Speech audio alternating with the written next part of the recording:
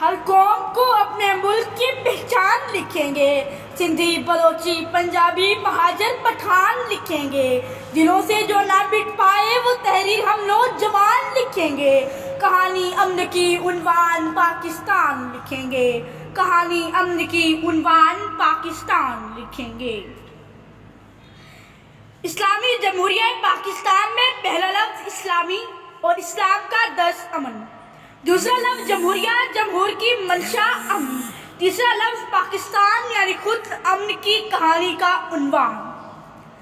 نظام دہشت عالم کو اب جان لکھیں گے، کہانی امن کی عنوان پاکستان لکھیں گے۔ جناب صدر، غلامی کی شب تاریخ جب اپنی بساط لپیٹتی ہے صدر علی وقار، تو ہزاروں ستاروں کا خون وقت کے مشرق کو لازوال بنا دیتا ہے۔ جب وادی مشرق سے خون کی ندیاں بہہ جاتی ہیں تو دوسری جانب چاند بیچارہ آخری ہچکی لیتا ہے اور کسی مظلوم کی آنکھ کا آنسو بن کر ہوش میں آتا ہے۔ نجموں کہکشاں کے ہزاروں موتی شہر کے لیے دعائیں مانگتے مانگتے کہانی امن کے عنوان پاکستان لکھتے ہیں، اور یہ وطن پاکستان کے نقشے پر قائم ہوتا ہے۔ صدر علی وقار کہ کہانی امن کے عنوان پاکستان لکھیں گے کہ جب جب اس وطن پاکستان میں انسانیت ٹوٹتی نظر آئے گی، ہم عبدالستار عیدی بن جائیں گے اور انسانیت کے محافظ بن کر یہ صدا دیں گے کہ کہانی امن کے عنوان پاکستان لکھیں گے۔ ارے جب جب دشمنوں سے مار کے پیش آئیں گے، ہم سینے پہ بم باندھ کر ٹینکوں کے آگے لیٹ جائیں گے اور یہ صدا بلند کریں گے کہ کہانی امن کے عنوان پاکستان لکھیں گے۔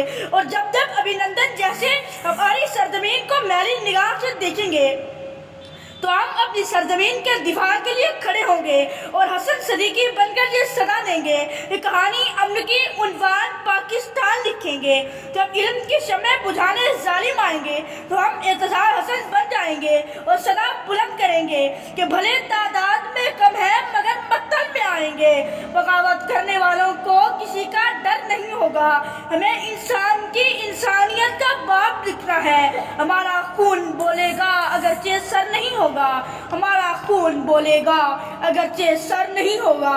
مورخ پھر نہیں تاریخ کا عنوان لکھے گا، ہمیں عنوان بنائے گا، ہمارا نام لکھے گا، کیونکہ یاد رکھیے کہانی امن کی عنوان پاکستان لکھیں گے اور امن کی کہانیاں امر ہو جاتی ہیں۔